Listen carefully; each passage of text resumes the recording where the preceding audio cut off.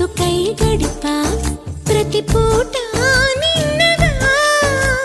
సుడిలో పడవై తిరిగా నిన్ను చేరే ముందుగా